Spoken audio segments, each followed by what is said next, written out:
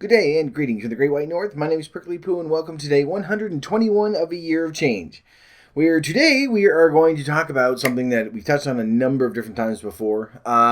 Sort of an opinion piece a bit, but not really.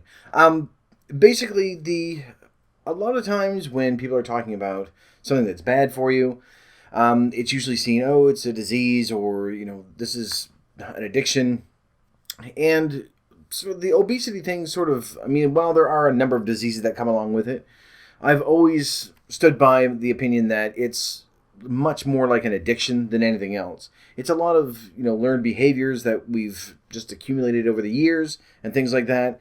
It's not really a disease. There's no gene in there that's going to say, well, this is the gene that makes you overeat and eat shitty foods. I'm sure that there are some people that are genetically predisposed to obesity, but I find that a lot of it is, again, eating too much, doing too little. But that attitude that we have towards food, the way that we respond to it, I find is much, much more like an addiction. I mean, I used to smoke, so I know what I'm talking about on this one. It's obviously not something as dangerous as, well, I wouldn't say as dangerous. It's not something as severe as like a heroin addiction or coke or anything like that. Cocaine, not the drink. We're fine. I'm going to get slapped with a lawsuit or something. But I do think that it is a lot like an addiction. So what I decided to do was to go up and try to find just a very general sort of an outline as to what people would look for in an addiction. So, of course, usually the first place I go is an actual medical website. So I went up to the Mayo Clinic, and sure enough, poof, right up front, was able to find what I was looking for. Now, again, there are other places that you can go, people that handle this sort of thing, but I'm going to use the guidelines just based off the Mayo Clinic, just to give us sort of a good starting point. And please keep in mind, this is not by all means a definitive thing. Just by reading these, you're not going to go, oh, it's obviously an addiction now. So why haven't they changed this? This is just something that I see that supports my idea that this is more of an addiction than anything else. Because a lot of people will look at us and say, just stop eating. Or just have one cookie. Well, if I could have one cookie, I wouldn't be fat. I could have just one cookie and it would be fine.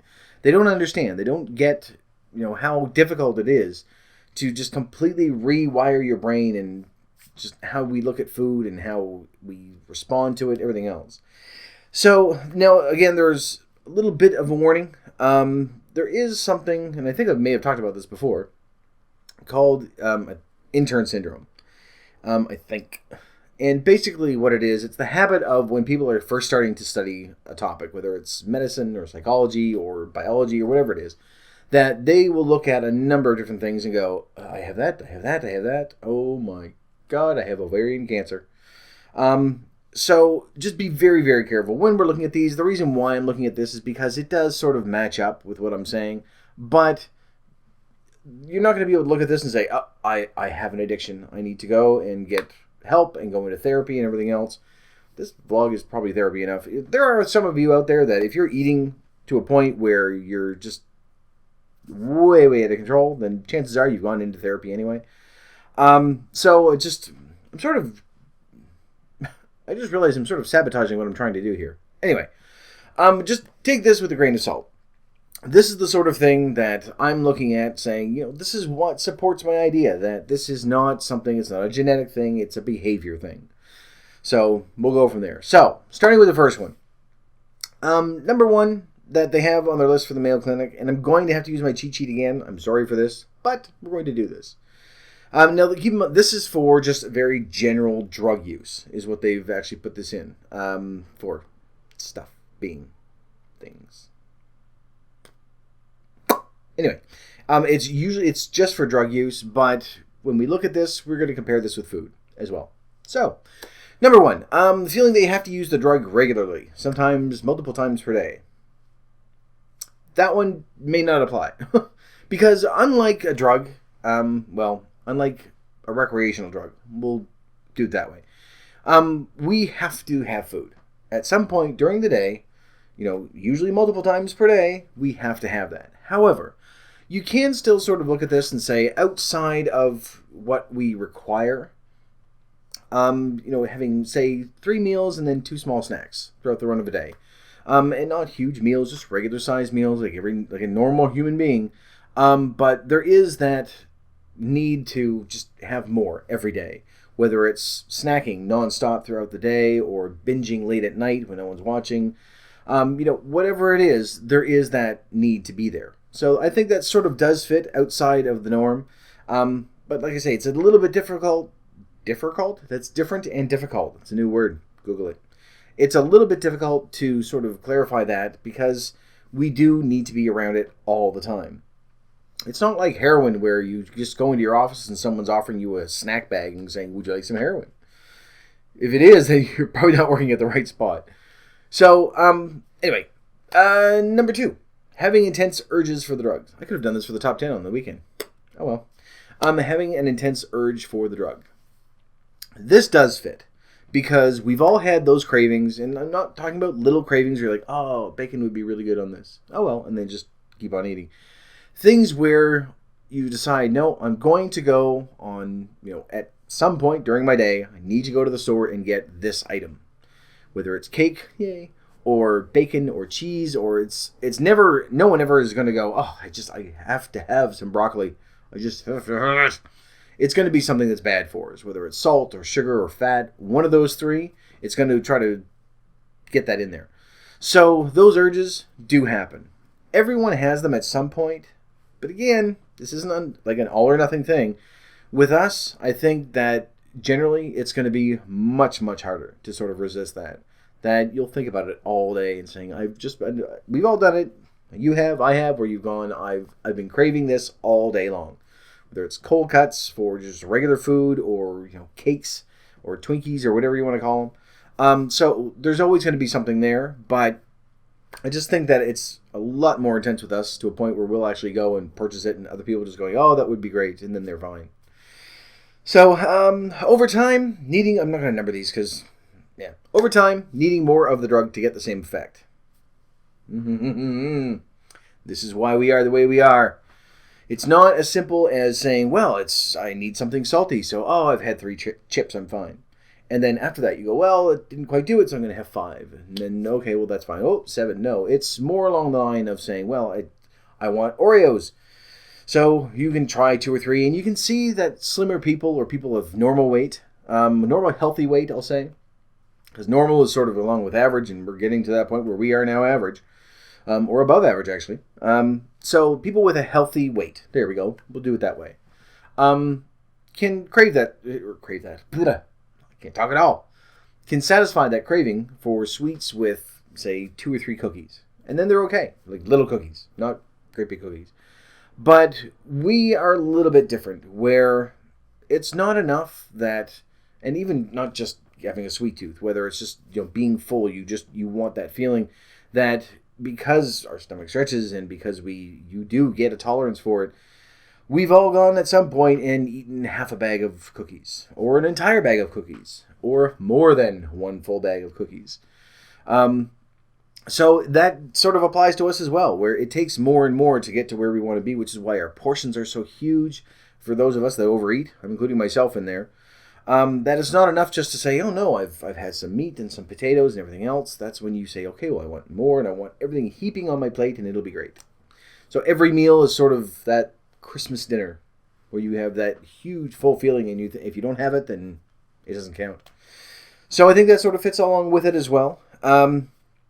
Making certain that you maintain a supply of the drug, it says. But that one, I'm going to sort of go along with junk food with that, because again, just you always need to have food in your house. That's not really the issue.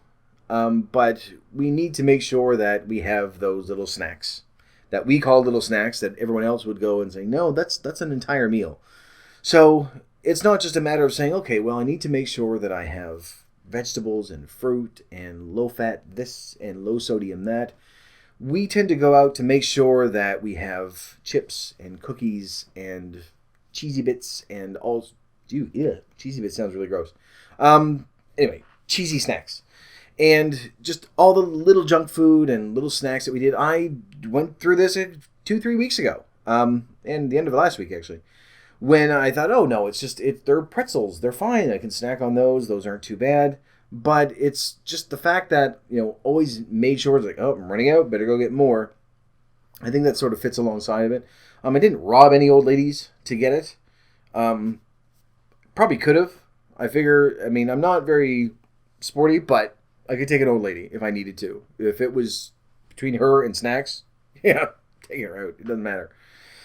But just always making sure that, because we've all seen that, I keep saying we all have all done this, but we have all done this, where you say there's nothing here. And you have tons of food. You don't have anything that's really snacky junk food. So I think that sort of fits more along the line of junk food than just healthy food in general. So again, yes, I think that helps. Or that helps. Oh my God. This has been just horrible. Anyway, we're going to continue on. Carry on. We'll be fine. Spending money on the drug, even though you can't afford it. Yes.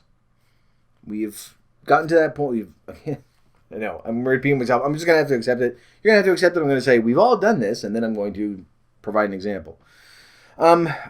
We've all made that decision to say, I can't really afford to eat out, but I'm going to go anyway. And I'll figure something out later. Or buying foods, instead of saying, well, I'm going to buy eggs and milk and bread properly. No, we'll buy a couple of those staples, and then we'll buy some chips, or we'll buy some crackers or cookies or some sort of junk food along the side. So we sort of sacrifice money that could be spent on something a little healthier, and we end up buying the junk food. Or we buy cheap food. If you go and say, oh, well, it's fine, I can buy 10 pizzas because they're $5 each. And then you buy those for your groceries, and then you gorge on those. Which I've done many times. Spending money that I really don't have, because the food I've been buying, I'm eating so much of it that, it has caused problems in the past. So, once again, we're ticking off all these little things. Not meeting obligations and work responsibilities, or cutting back on social or recreational activities because of the drug. The work, I highly doubt too many of us have shirked our responsibilities because we went on a Twinkie bender. I can't really see that. Now, there may be some times that you have called in sick because you've eaten too much and it's made you sick. I'm not including that in there. Maybe we should, but not meeting obligations and responsibilities. I suppose that's sort of part of that behavior, that if you're eating so much that you're too sick and I just don't want to go into work, or if you have intestinal problems, if it's coming out the other end, then, because of how we're eating, then yes, I suppose that would be included in that.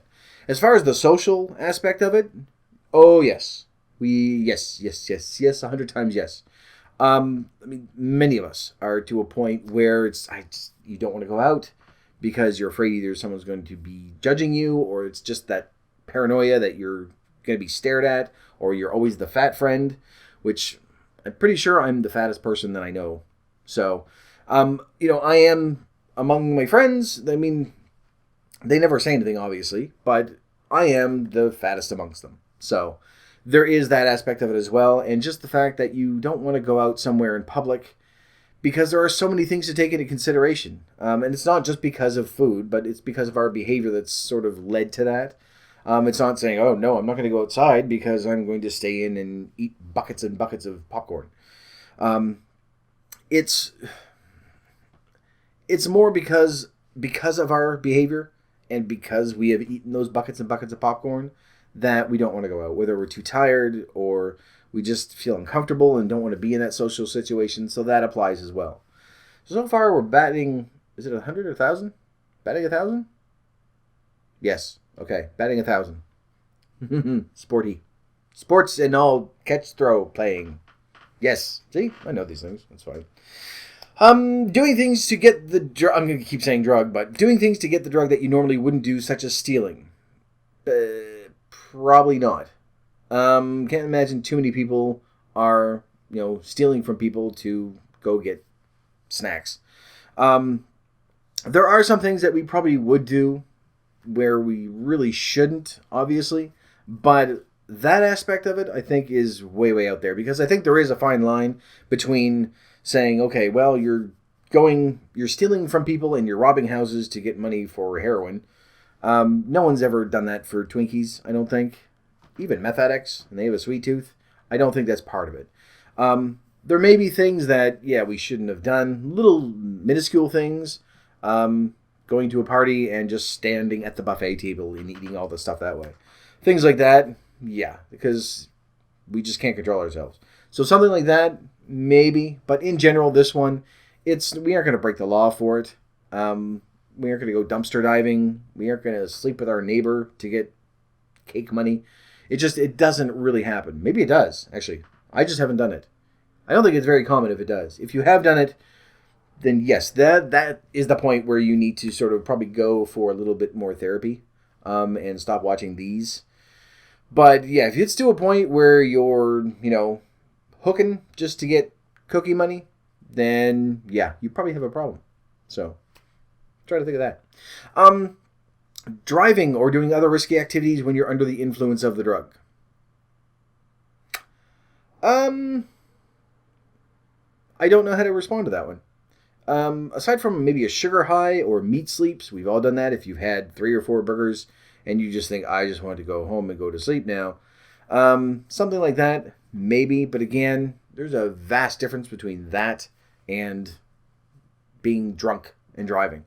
I suppose you could sort of look at it the same way as texting and driving. If you're eating and driving, you're still sort of occupied. And so, you could put that in there. I think it's, again, very low on that shelf or scale shelf. What I meant to say was very low on the... Sorry, I had an itch there. That one, not as much. But, again, some of these we're going to hit. Some of these we're not. This one, I think we just broke our batting average. Another sports reference. I'm all fucking manly now. All right. Focusing more and more time and energy on getting and using the drug. That one, yes. I think we can agree to that one. That we've all been there sitting. I know I keep saying it. And in my head I say, don't say we've all been there. But it just keeps coming out. We've all been there. Sitting, doing our work, or reading or watching TV, thinking about where our next meal is coming from. Some of us, myself included in there, have been eating. As we're eating, going, I wonder what I'm going to have for supper. There is that constant, where's the next meal? Not really where it's coming from, but what am I going to eat later? What am I going to snack on throughout the run of a day? What should I take with me to prepare? All that sort of thing. It's a constant thought in our head. And which is very good if you're at a job where you have to stay busy all the time because it sort of occupies your mind. You don't think about that. But generally, if you have a job where you're just sort of sitting all day and not really engaged in what you're doing, then yes, that's going to sort of come up. And generally, that's when that food thought is going to come up. So I think that one hits as well. That you can say, you're spending the majority of your time thinking about what you're going to be eating next, even if you're eating now. That's one that, even above all the others, really sort of is standing out for me right now. The fact that it's a non-stop thought process. It's never out of your head. And for that, I think more than anything, for me anyway, sort of yells out addiction. That if you're constantly thinking about it, then yes, there's obviously a problem there. And as I say, I've done it. I've been eating to a point where I'm already full and still eating and thinking about what I'm going to have later or even next. And think, should I save room for this? Should I save room for that? Or just keep eating until I get so sick that I don't want to finish eating? Which never happens. So yeah, I think, and alongside the behavior of that goes, if you've ever gotten to this point where you're sitting with a mouthful and you think, if I swallow this, I'm going to barf.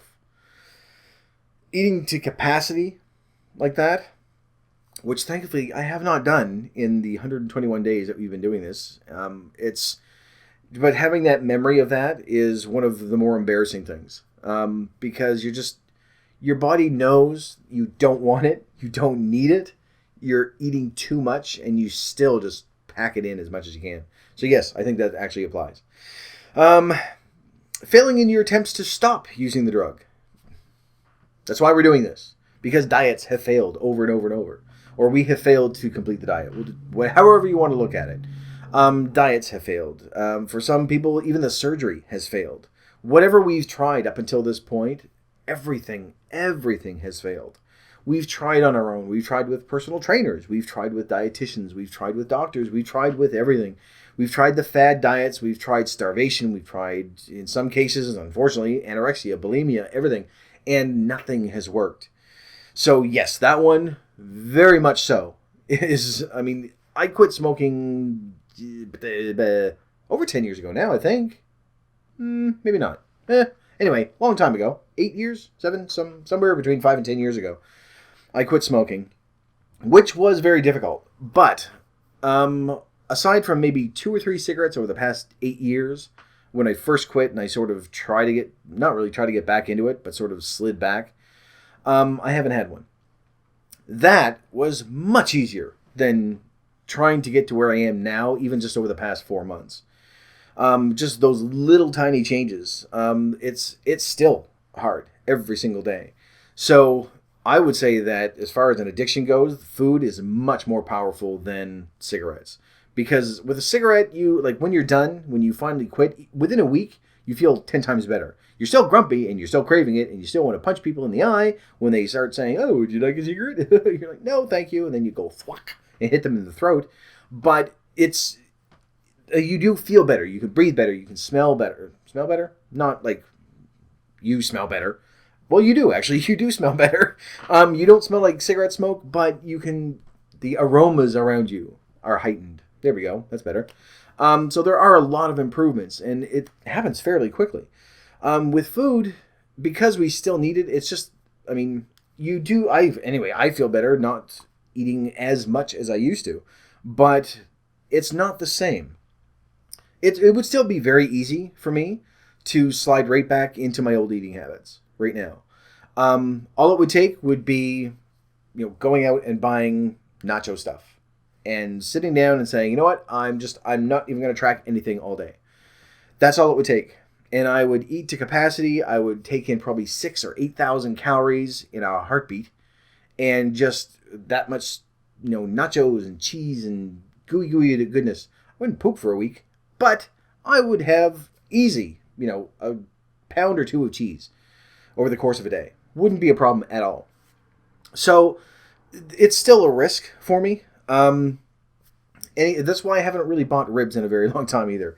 Because with ribs, I find that's something that, although I've done my best to try to calculate what it is, it's a tremendous meal. And try to get away from it. But again, it's one of those things that's going to be a weak point for me. So Mexican food, really, in general, ribs and sausage, which I bought today. But those are okay because you can piecemeal those out into a proper size meal. It's not as bad as saying, I'm just going to cook 6 of them and eat them all at once, which I have done in the past as well. But not anymore. So, having that risk there, it's... What was this? Oh, there we go. Failing in your attempts. I can remember what we're talking about. That is still there. But just like cigarettes or any other drug, I will compare cigarettes to heroin because it's been shown time and time again on a multitude of studies that the severity for addiction between those two is pretty much the same. Not as much as with heroin, it's sort of a first-time thing. With cigarettes, it gradually builds, but trying to quit smoking and trying to quit heroin has been, equated pretty much the same. And I think that with food, trying to get away from those eating habits, while we won't suffer the same, it is very, very difficult because, again, it's a lifelong pattern that we're trying to break. So I think that fits as well. The last one that I have is experiencing withdrawal symptoms when you attempt to stop taking the drug. I think that fits too. For those of you out there that have a sweet tooth, you know what it's like when not even now because we haven't started it yet, but in the past when you said, fine, I'm cutting out all sugar, that shitty feeling that you get from not having it because your levels have been so high for so long. For those of us out there that, have just salt, that's what I want when We've tried cutting out salt 100%, which I never have. So I'll be honest with you.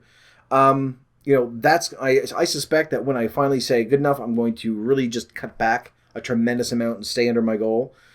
I'll keep you up to date on what's going on, but I mean, although there are some parts of us that are going to feel better, there is going to be that withdrawal, especially for those, myself included, that eat a lot of high-fat foods. And you can see it, you can feel it like within a few days of cutting out something like that you get tired, you get depressed, not legitimate depression, but your entire countenance changes. And, just grabbing a burger or having something a handful of Skittles or a handful of chips, whatever it is that gets you back to where you need to be, then you feel better. I finally have this. Yes, I've been craving this all day and I feel better. So those are withdrawal symptoms. They aren't as bad as, having the shakes and hallucinating babies on the ceiling or anything. But it is a withdrawal symptom. And it can happen. It'll be emotional. It could be psychological. It could be physical. Whatever the withdrawal symptoms are, that does occur.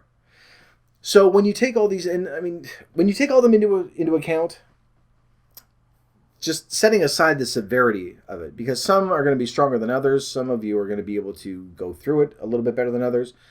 All of these steps, these are things that the Mayo Clinic has put up just saying, these are things to look at, and if you can answer yes to these, chances are you have an addiction.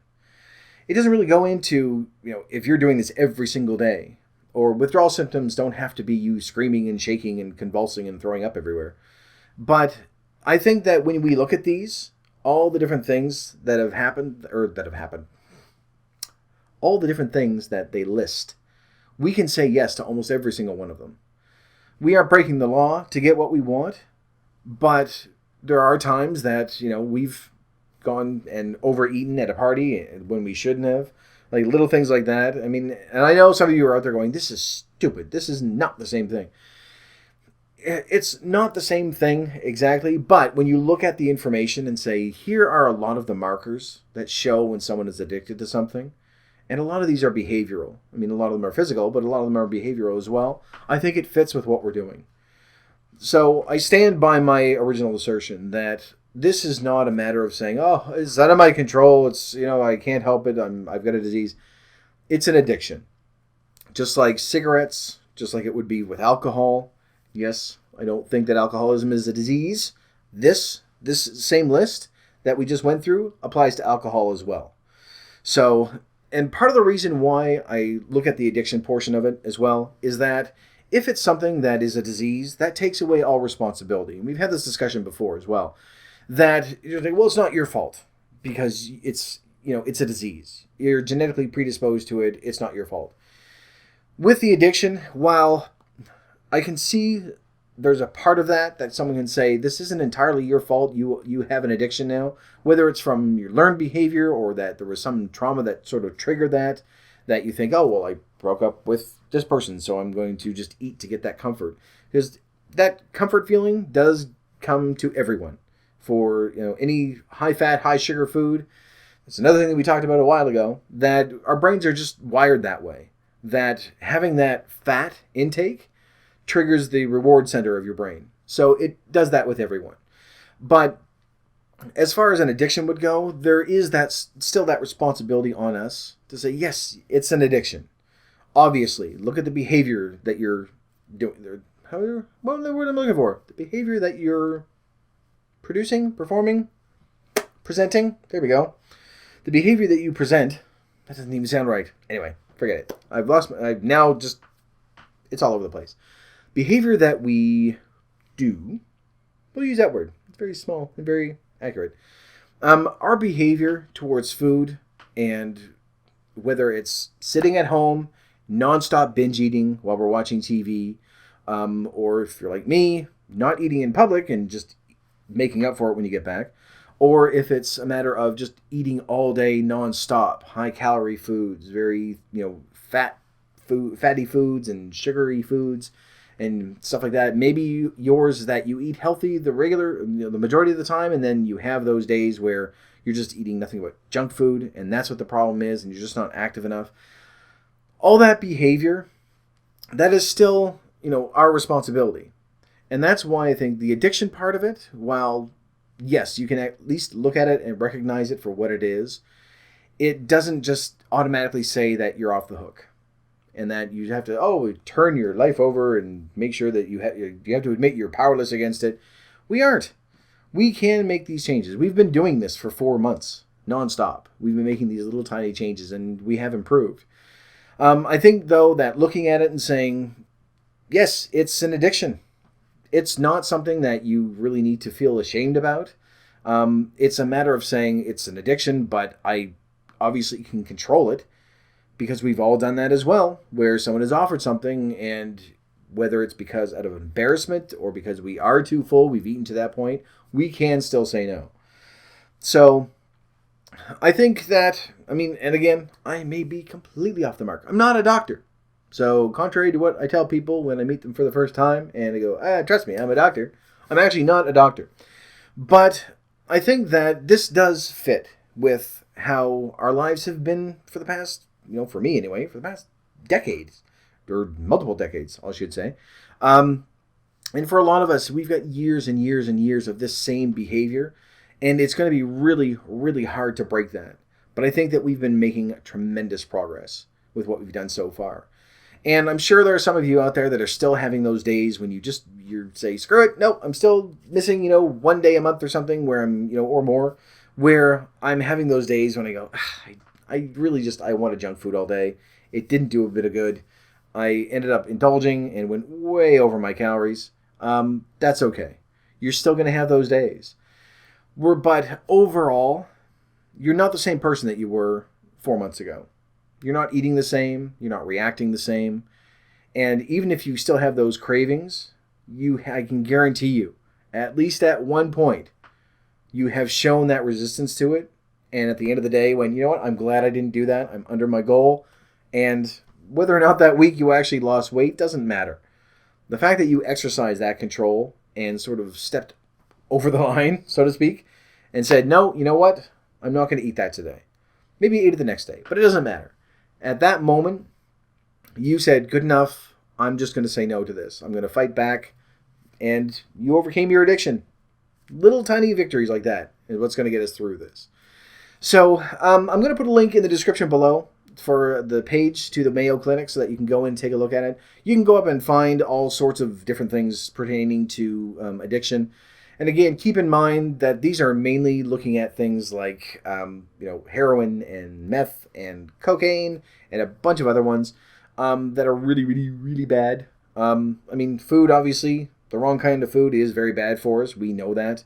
So, but I think that the steps still apply. And you can go in and take a look at it, even for informational purposes.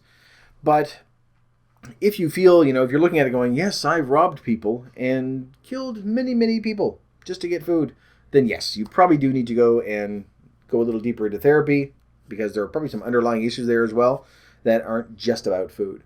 But, there are some of us that have done things that we are embarrassed to even admit to, which I need to get back to doing, to actually admitting, not doing the bad things. That sounded really bad. I need to get back to doing horrible, horrible things to people. But no, because I've sort of gotten away from that, and I know every week or so I say, no, I promise I'm going to tell a story, and I never do. Things pop up, so I need to sort of start. That's my scheduling hand movement. That's scheduling. Sign language. Anyway, so I've lost my train of thought already. It doesn't take very much.